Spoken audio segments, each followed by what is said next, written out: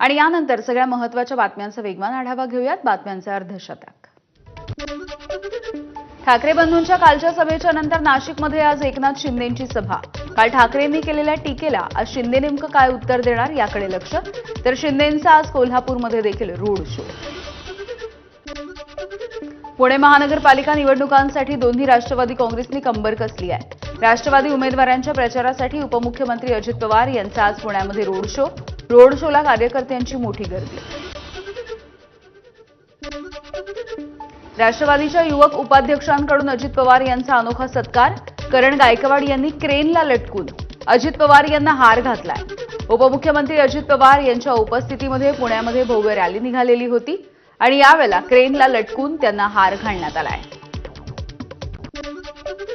ठाकरे बंधूंची सोमवारी ठाण्यामध्ये जाहीर सभा आहे. एकनाथ शिंदेंच्या बालेकिल्ल्यामध्ये ठाकरे बंधूंची तोफ धडाडेल. ठाकरे बंधू नेमकं काय बोलणार याकडे लक्ष आहे. ठाण्यामधील गडकरी रंगआयतनाच्या चौक इथे ही सभा होणार आहे. मुंबईमधील शिवाजी पार्कामध्ये उद्या ठाकरे बंधूंची जाहीर सभा आहे. ठाकरे बंधूंच्या सभेला शिवशक्ती असं नावही देण्यात आलंय. सभेची तयारी सध्या अंतिम टप्प्यात आली आहे. तर 12 जानेवारीला शिवतीर्थावरती भाजप आणि शिंदेंच्या शिवसेनेची सभा असेल.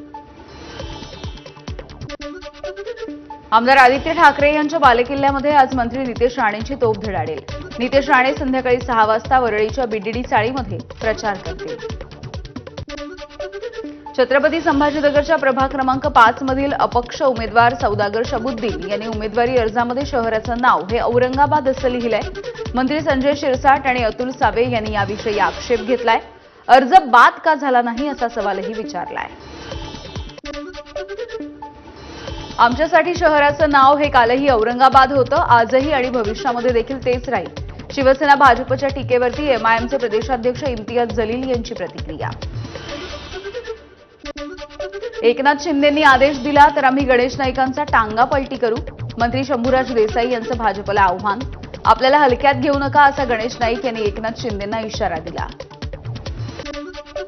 निवडून आल्यावर आम्ही भ्रष्टाचार करणार नाही, पक्ष सोडणार नाही. कोल्हापूरमध्ये आम आदमी पार्टी आणि राजश्री शाहू आघाडीच्या उमेदवारांकडून मतदारांना स्टॅम्पवरती शपथपत्र. सोलापूरमध्ये पालकमंत्री जयकुमार गोरे यांनी धर्मराज काळदी यांची भेट घेतली आहे. शहरामध्ये लिंगायत समाजाची मोठी वोट बँक असल्यामुळे निवडणुकांच्या पार्श्वभूमीवर या भेटीला विशेष महत्त्व आहे. मतदान करा आणि सोसायटी मेंटेनन्समध्ये 1000 रुपयाची सूट मिळवा.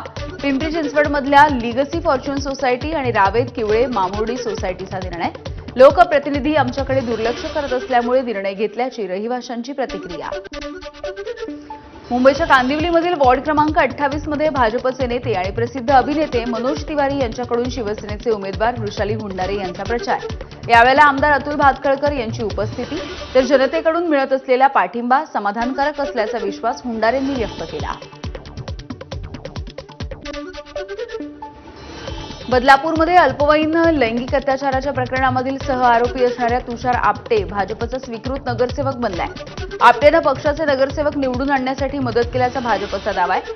आपटेला स्वीकृत नगरसेवक बनवल्यामुळे बदलापूरमध्ये संताप होतोय. शेवटी आपटेला राजीनामा द्यावा लागला. पनवेलमध्ये पालिका निवडणुकीसाठी भाजपाकडून जोरदार प्रचार. प्रभाग क्रमांक 3 मधील महायुतीच्या उमेदवारांच्या प्रचारासाठी आमदार प्रीतम म्हात्रे मैदानात रॅली काढून शक्ती प्रदर्शन. अनेक वर्षांपासून सत्तेत मात्र कळंबोलीमध्ये पिण्याच्या पाण्याचा आणि रस्त्यांचा प्रश्न अद्यापही कायम आहे. पनवेल महानगरपालिकेमध्ये सत्तेत असलेल्या भाजपला यावेळेला पाडा. शरद पवार यांच्या राष्ट्रवादीचे प्रदेशाध्यक्ष शशिकांत शिंदे यांचं आवाहन. मुंबईमधील भाजपच्या माजी नगरसेविका राजश्री शिरवडकर यांच्या विरोधामध्ये सायनच्या जोगळेकर वाडीमधील स्थानिकांनी बॅनरबाजी केली आहे. गेल्या 12 वर्षांपासून पाण्याची समस्या सोडवली नसल्याची नागरिकांची तक्रार आहे. राज्यामध्ये आचारसंहिता भंगाच्या 186 तक्रारी तर निवडणुकीशी संबंधित 38 गुन्ह्यांची नोंद झाली. 8 कोटी रुपये देखील जप्त करण्यात आले. गृह विभागानं निवडणूक आयोगाकडे या संदर्भातला अहवाल पाठवला. शरद पवार आणि अजित पवार 17 जानेवारीला एकाच मंचावरती येतील. केंद्रीय कृषी प्रदर्शनाच्या उद्घाटनाच्या सोहळ्यासाठी काका पुतणे एकाच मंचावरती येणार आहेत. तमिळनाडूमधील भाजपचे नेते अण्णामलाई यांचं मुंबईच्या संदर्भात वादग्रस्त वक्तव्य. मुंबई हे महाराष्ट्राचं शहर नाही तर आंतरराष्ट्रीय शहर आहे, अण्णामलाई यांचं वक्तव्य. त्यांच्या या वक्तव्याच्या सगळ्या स्तरामधून निषेध होतोय. अण्णामलाईंवरती मुख्यमंत्र्यांनी गुन्हा दाखल करून अटक केली पाहिजे. मुंबईविषयी केलेल्या वक्तव्यानंतर संजय राऊतांची मागणी. भाजपचा स्टार प्रचारक मुंबईमध्ये येऊन तुमच्या थोबाडीत मारून गेलाय, राऊतांचा निशाणा. सांगलीवाडीमधील प्रभाग क्रमांक 13 मध्ये काँग्रेस आणि शरद पवार यांच्या राष्ट्रवादीच्या उमेदवारांचा काळ्या फिती लावून प्रचार. विरोधी पॅनलकडून मतदारांवरती दडपशाही केली जात असल्याचा उमेदवार अभिजित कोळी यांचा आरोप आहे. त्यामुळे निषेध म्हणून काळ्या फिती लावून हा प्रचार करण्यात आला आहे. सांगलीमध्ये प्रभाग 8 मध्ये भाजपच्या पॅनलची ताकद सध्या वाढली आहे. शरद पवार यांच्या राष्ट्रवादीच्या काही पदाधिकाऱ्यांनी भाजपमध्ये सध्या पक्षप्रवेश केला आहे. सांगली महानगरपालिका निवडणुकीच्या प्रचारामध्ये चंद्रकांत पाटील आणि विशाल पाटील यांच्यामध्ये चांगलीच झुंपली आहे. जयंत पाटील आणि विशाल पाटील यांचं कधीही जुळलं नाही आणि तेच या निवडणुकीमध्ये एकत्र आहेत. चंद्रकांत पाटील यांची टीका, तर रोज माणूस बदलणाऱ्या पक्षानं आम्ही काय करावं हे शिकवू नये, विशाल पाटील यांचं प्रत्युत्तर. महायुतीमधील 3 पक्षांमध्ये सुडाचं राजकारण. सत्तेतल्या एका पक्षाकडून दुसऱ्या पक्षाच्या उमेदवारावरती तडीपारीची नोटीस. काँग्रेस आमदार विश्वजित कदम यांचा आरोप आहे.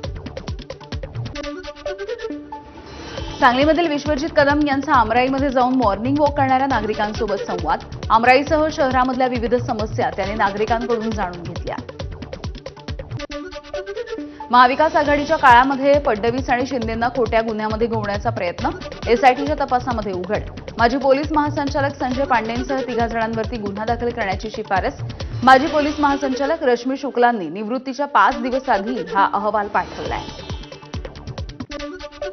गाडीवरील हल्ल्याच्या 2 दिवसांच्या नंतर गुन्हा दाखल न झाल्यामुळे एमआयएमचे नेते इम्तियाज जलील संतापले. सिटी चौक पोलीस ठाण्यामध्ये जलील यांसाठी या गाडीवरती हल्ला करणाऱ्यांना तात्काळ जामीन कसा काय मिळाला असाही त्यांनी सवाल विचारला. इस्लाम पार्टीचे प्रमुख आणि मालेगावचे माजी आमदार आसिफ शेख यांना महानगरपालिका निवडणूक संपेपर्यंत पोलीस संरक्षण.